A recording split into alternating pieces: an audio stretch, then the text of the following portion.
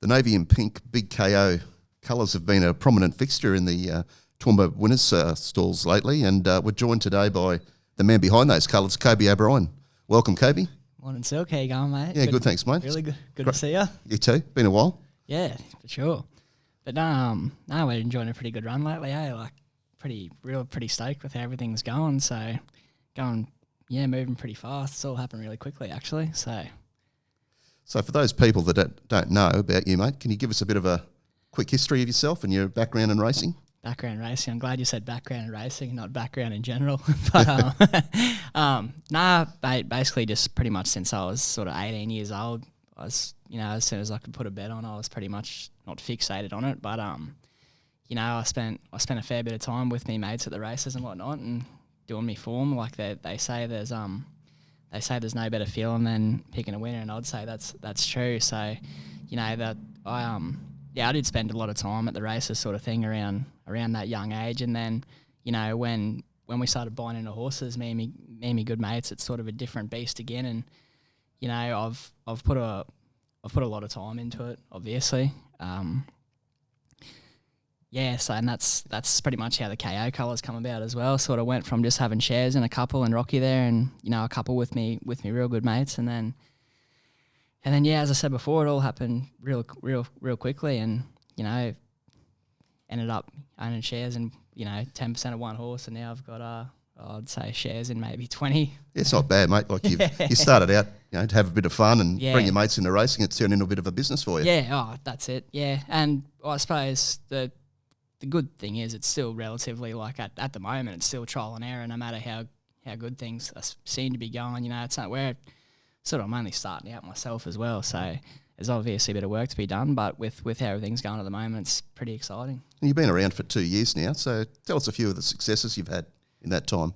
Oh, basically, so as you know, I started out with Froze. He was a $500 purchase from Bloodstock Auction, Frosty, as he's affectionately known.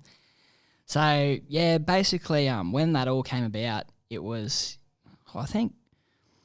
I suppose the colours that stand out most are the distinguishable winks with the blue colours and the M, and then you've got sort of the Headley colours up north that you can't miss them, the Orange Army, and then there's a horse called Super Cash that had like a similar sort of pattern to mine, like black silks green with a green disc and a black M, and I thought that's something that I was like, I could do something like this. Like there's no reason why I couldn't. So that was obviously something that I wanted to work towards. But being at uni and working at a pub, I can't really throw 50 grand around. So I had to start somewhere. So bought Froze. He ended up winning. I think he's up to he's still going around actually, Frosty.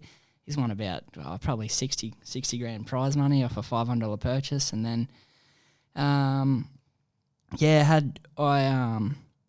that one thing led to another then. So I had a few blokes keen to jump in on it. So we bought probably like another 3 or 4 horses with Billy Johnson out there, because he'd won something like 5 premierships in a row. Like he was everything that he put a saddle on used to just win, which is what you want if you're buying into a horse out there. So we had plenty of fun with then, and naturally I wanted to obviously start winning races in town and, see how far I could take it with. And I had the owners obviously at that stage. So that's how the partnership with Corey come about. And here we are this Saturday with a runner in a Metropolitan Cup. Yeah. So how's that feel, mate? It's a Toowoomba Cup. It's a pretty big thing to have a runner in that.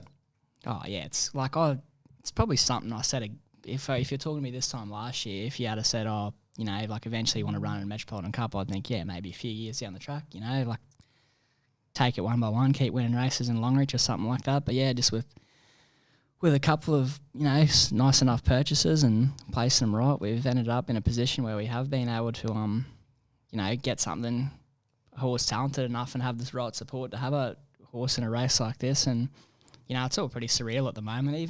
Even winning the Race Callers Cup last week, I was like, it's just far surpassed any sort of expectations I did have in the past. But yeah, just keep I suppose regardless of win, loss or draw, we've already had a win with having him there. So, yeah, just keep kicking goals from here on in. That horse is Chocolatier. Yeah. So the chocolate man, yeah. Thought we'd better mention his name.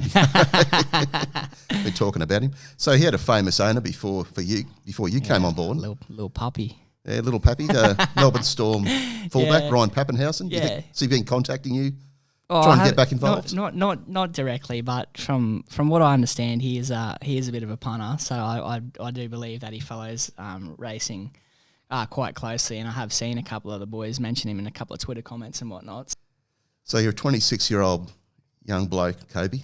Yep. And you own, 9 horses it is? Is it? I think there's 9 going around in the KO colours at the moment. It's a fair achievement, mate, for such a young man. Oh yeah, it's just as I said before, but like it's just something that sort of wake up and do it. Like it's sort of what gets you out of bed every day. Like and I'm always thinking about ways I can make it better and what we can do next, where we can go. Like as I was saying before, I'd say it's only 2 years old, and there's obviously blokes doing it that have been around much longer than me that are probably doing it better than I am. Like you see the big syndications at the moment, like people like Derby and Triple Crown and whatnot. Like they're out there winning Group 1s, Everest, Golden Slippers, all that sort of stuff. And obviously the business model that they have is very, very, very effective. And me just starting out and sort of learning now, it's there's obviously a lot that goes into it, but I'm looking forward to the future with where we're going to go with it and whatnot. And I've obviously had plenty of help as well, but it's just I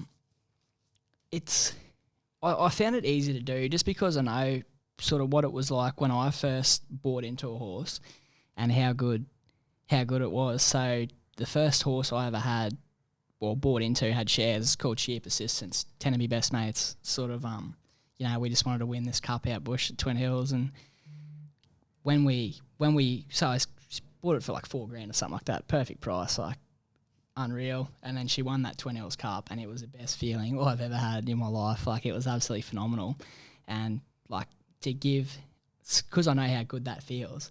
Like that's what you can offer to people that buy in. Like I don't think when you buy into a horse, you know how good it's going to feel when you get that win, but it is absolutely it's really, really special. And that's probably the most rewarding part of doing what I do, like getting people in and just seeing like how good it is when we get that win. So, and that's what makes it easy to do as well. Like there's no coming back once you're in.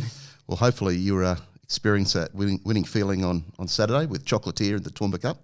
Yeah. But best of luck, mate. Oh, cheers, Silk. Yeah, I'm really, really looking forward to that. Well, we've got a bit of value there as well, so hopefully currently $46. So yeah, punters get on. Hopefully we get a bit of luck in the run. We can sit close to the speed, and hopefully he might be too strong for him late, like he was last start.